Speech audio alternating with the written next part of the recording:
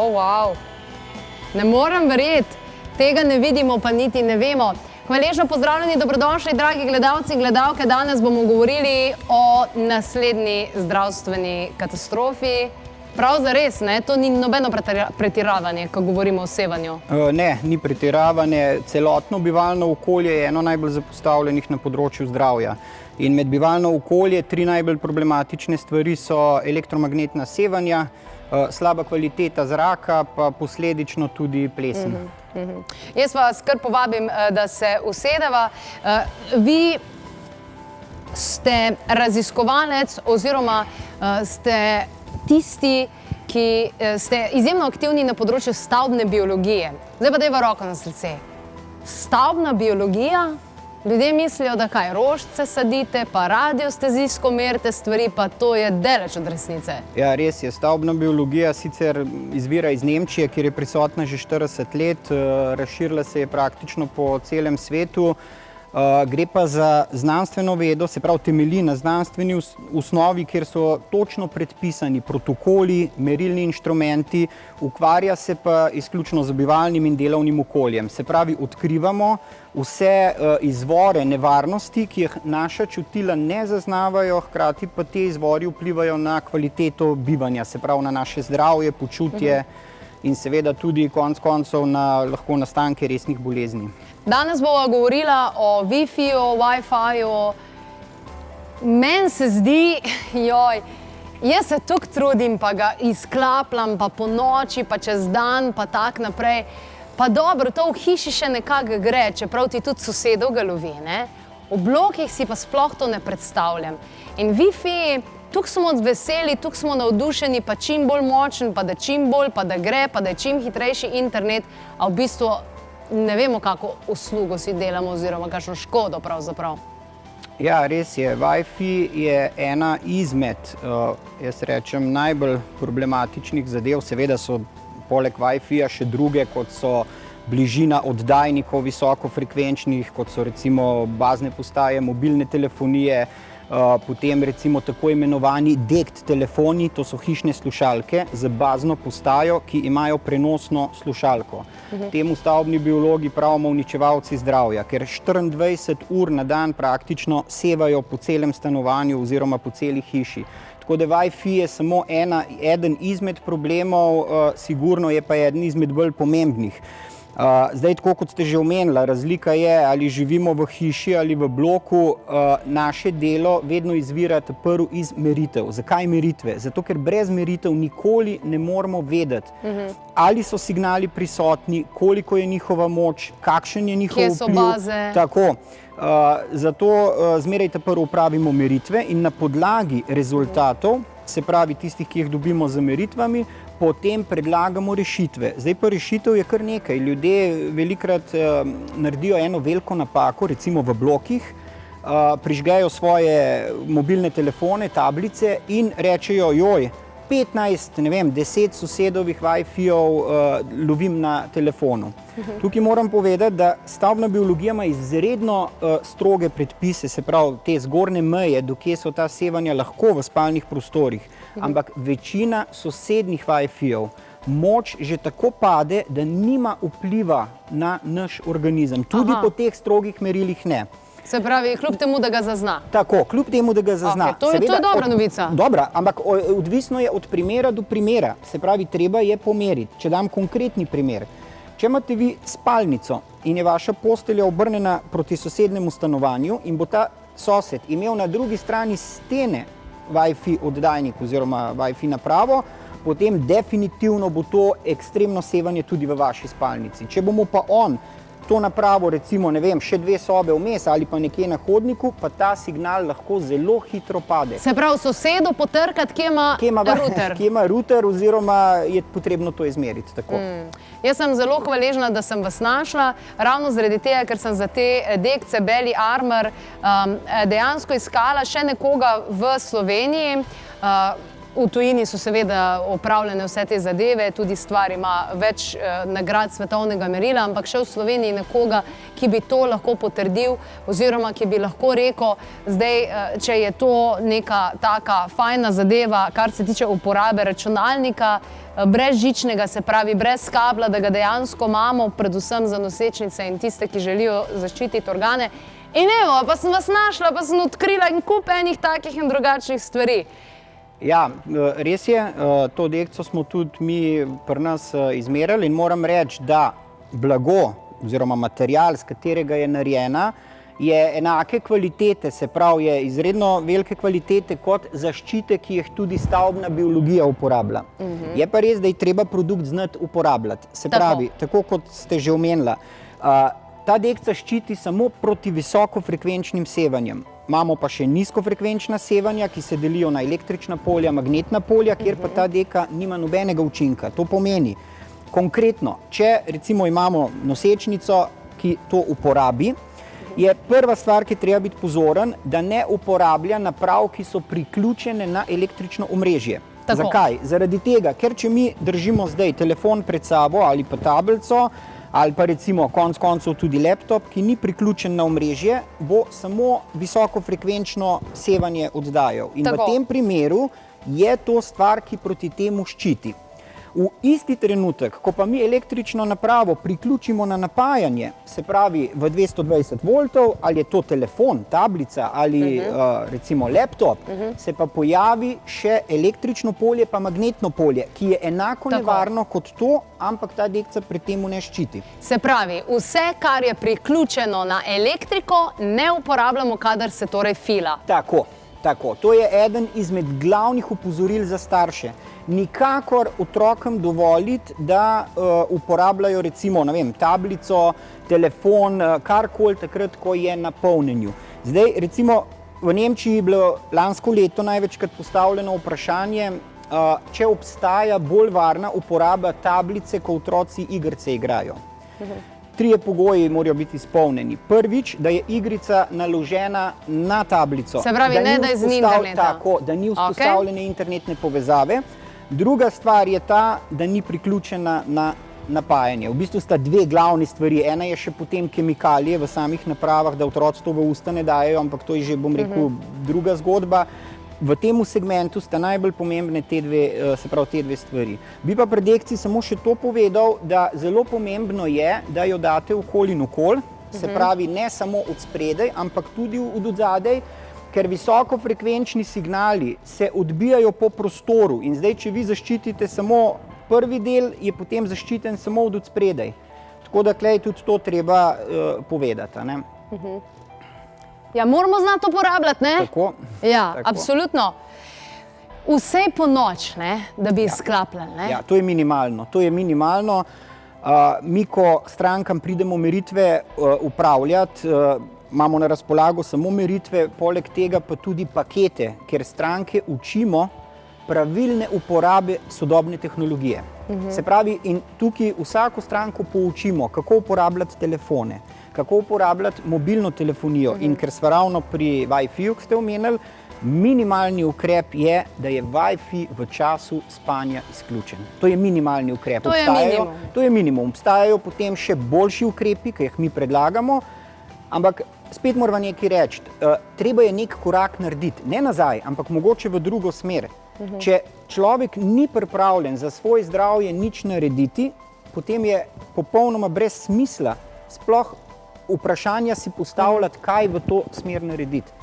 Je pa tako, da ljudje taki smo. Jaz sem sam pred 10 leti hudo zbolel, ker sem na eni strani, kako bi rekel temu, preslišal upozorila in dobre nasvete, ampak velikokrat je žal tako, da moramo na lastni koži občutiti nek problem, da nekaj naredimo.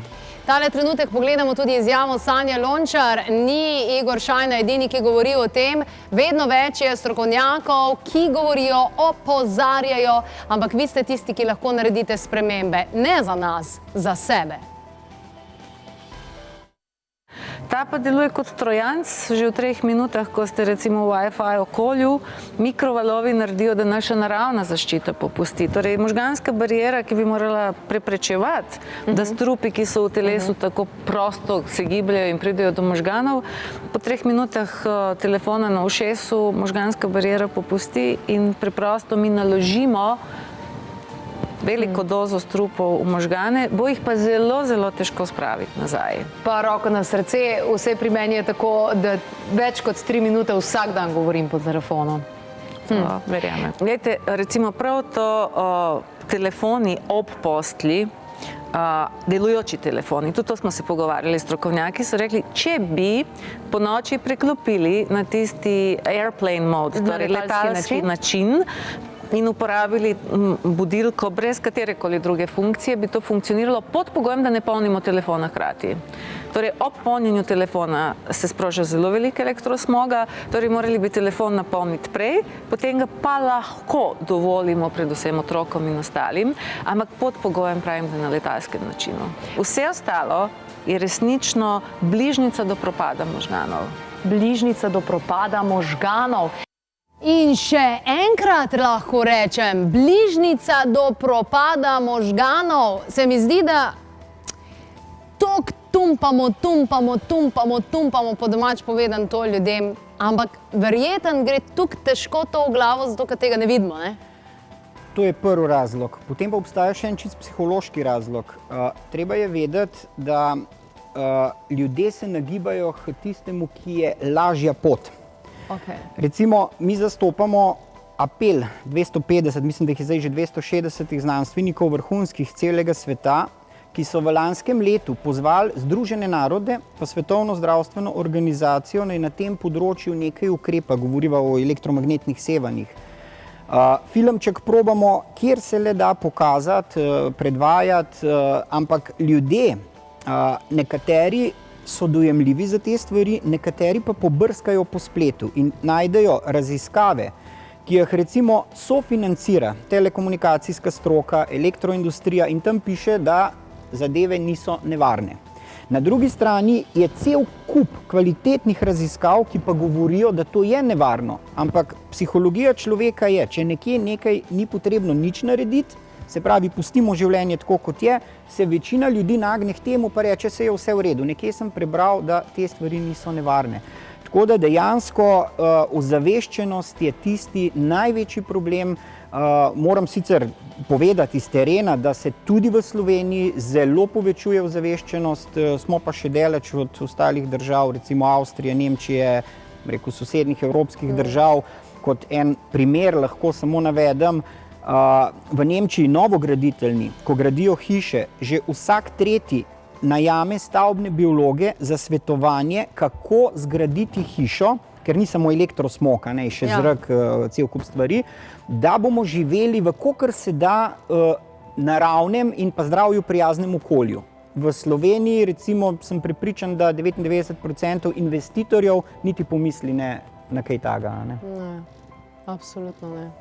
Se pravi, še vseeno je boljše, da živiš v hiši, ker si vseeno malo bolj neodvisen. In sama vem, recimo, ker sem tudi iskala parcelo, da sem na tale tudi na inis.si pogledala, kateri so tisti deli, kjer dejansko ni toliko sevanja. Ja. Ampak se mi zdi, da osnovni problem je, da brez meritev ne moreš neki po intuiciji ga levo, desno haklati.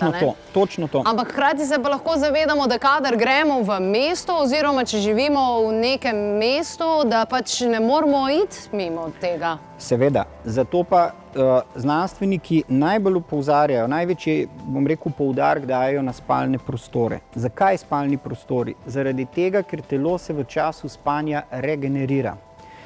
Vsi signali, visokofrekvenčni in nizkofrekvenčni, so dokazali, da motijo procese, ki potekajo v našem telesu. In ljudje, ki so stalno obremenjeni v spalnih prostorih z temi različnimi sevanji, se nikoli ne spočijejo. In posledično se tudi telo ne more regenerirati.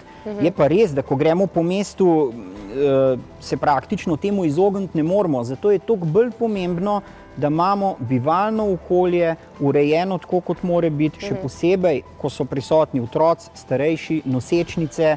Imamo posebne pakete tudi za mlade mamice, nosečnice, tam so še posebej treba pomeriti tudi gospodinjske aparate, s katerimi nosečnice operirajo. Kaj pa mikrovalovna? Mikrovalovna kot taka, če zdaj gledamo iz stavbne biologije, ker tle sta zdaj dva aspekta, nekaj je, kaj hrana uničuje, nekaj je pa stavbna biologija. Kot stavbna biologija, če mikrovalovka nikjer, zdaj sem po domače izrazu, ne pušča, se pravi, da ti mikrovalovi ne uhajajo ven, potem je tako kot vsak električni aparat. A ni problem? Ne, ni iz tega stališča. Ki zalaufa mikrovalovno, jaz kar ven laufam. Ne, če je to mikrovalovka kvalitetna, da te mikrovalovi ne prodirajo v okolico, tukaj ni problematično. Problem je ta, da mikrovalovka uničuje hrano. To sicer ni področje stavbne biologije, to bi najbolj verjetno gospa Sanja ali pa kdorkoli drug v temu lahko več povedal. Iz strani stavbne biologije je kot en najbolj problematičnih kuhinjskih pripomočkov definiran, jaz sem zdaj par naštel, ampak najbolj je indukcijska plošča. Indukcijska plošča povzroča ogromno magnetno valovanje. To pomeni, da če v času nosečnosti stojite pred indukcijsko ploščo in 5-10 minut kuhate, se pravi, da ste stalno tam, gre za velike doze elektromagnetnega sevanja. In tudi električno polje zelo visoko. Spet se pa razlikuje model od modela. To pomeni, da zmeraj morajo biti meritve, da mi lahko natančno rečemo, ali je neka plošča lahko problematična ali ne. Kot naslednji problematičen produkt bi izbral fene. Fen, recimo klasičen domači, ali pa recimo mi odsvetujemo nosečnicam, da bi hodile k frizerju. Zaradi dveh razlogov. Eden je kemikalije v zraku, ki so enormne količine zaradi barv in vsega. Druga stvar so pa te havbe, ki povzročajo spet ekstremna magnetna polja. Tako da v času nosečnosti priporočamo res previdnost pri uporabi vseh, bom rekel, gospodinjskih ali takšnih pripomočkov, ki so na elektriko. No, ampak dobro, pri nosečnicah zdaj to tukaj bolj poudarjamo, zaradi tega, ker je še eno bitje zraven, ki bo tukaj dlje časa izpostavljeno vsemu temu. Ampak sej odrasel človek bi mogel tudi zase poskrbeti, kar se tega tiče, ne samo nosečnice, ne? Se strinjam. Velja isto za, bom rekel, človeka odraslega, starejšega, katerega koli. Jaz samo poudarjam, da je tukaj še posebna previdnost potrebna. Drugače pa seveda vsa ta opozorila in vse te stvari priporočamo vsem ljudem. Bi pa eno stvar dodal, ko ste omenila parcele, pa mesta, hiše, podeželje. Stavbna biologija ima čist popolnoma drugačno filozofijo, kot so pa trenutni trendi. Trendi so še vedno naseljevanje v mesta. Stavbna biologija pravi, če želite kvalitetno bivalno okolje, ne kupujte niti parcel, niti nepremičnin v mestu, ampak v primestju, se pravi na podeželju. Kle okoli Ljubljane bi lahko zdaj midva izpostavila, 5-10 takih krajev.